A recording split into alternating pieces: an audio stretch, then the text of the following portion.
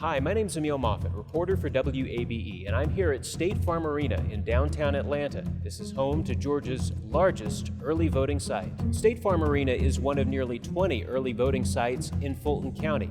Every county is required to have at least one for 3 weeks leading up to Election Day. Advance in-person voting is one of the 3 ways you can cast a ballot here in Georgia. You can either vote early in the 3 weeks leading up to the election, you can vote by mail, or you can vote on Election Day.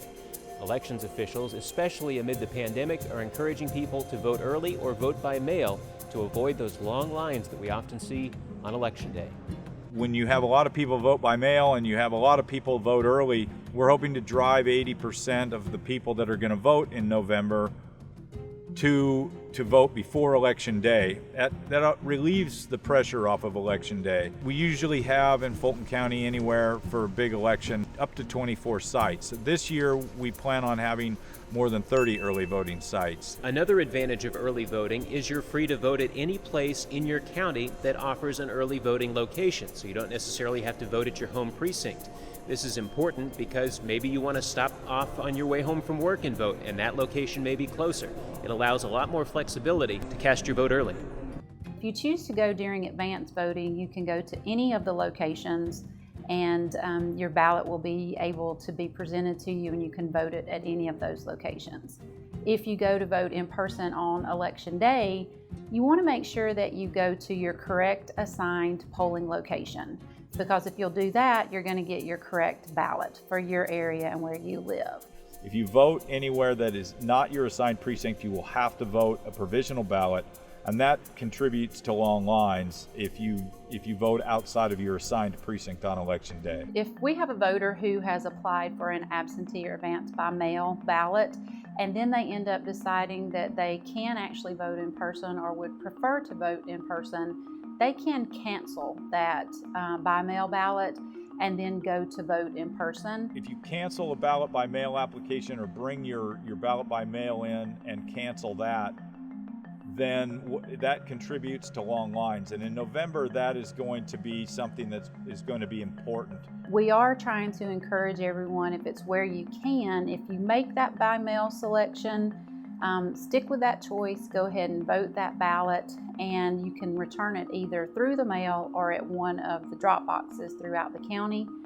As far as having a different voting experience in Gwinnett County, the very distinct thing for our voters is that we are the only county in the state of Georgia that provides our materials in both English and Spanish.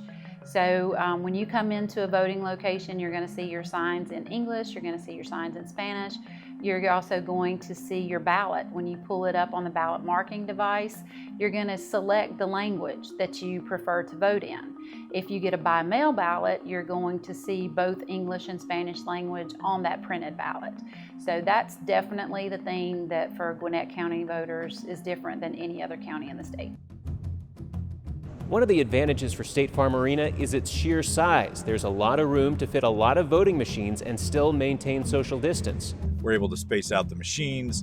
We have a lot of room between the processors that check you in, as well as the other poll workers.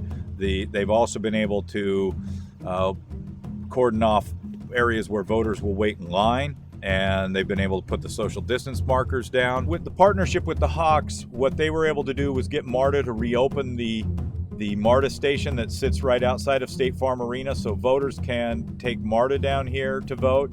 In addition, there's free parking around, and the Hawks have people out in the parking areas to direct people where to go.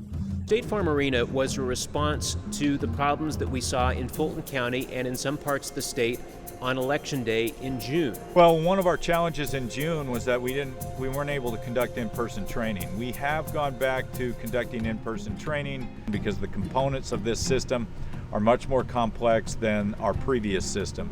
You not only have the iPads that we use on Election Day to check the voters in, but then you have a ballot marking device which then prints a ballot, and that ballot is then printed off. You get that off of a printer and then you take it to a scanner. So there are more components. The previous system was just a single touch screen. Now we've got a touchscreen plus some added components. So there's more technology, there's more demands upon the poll worker. So that's why we're also adding a technician. In November, we will have at least one technician in each of the early voting sites, as well as on election day. For more information on where you can vote early for the November general election, go to wabe.org.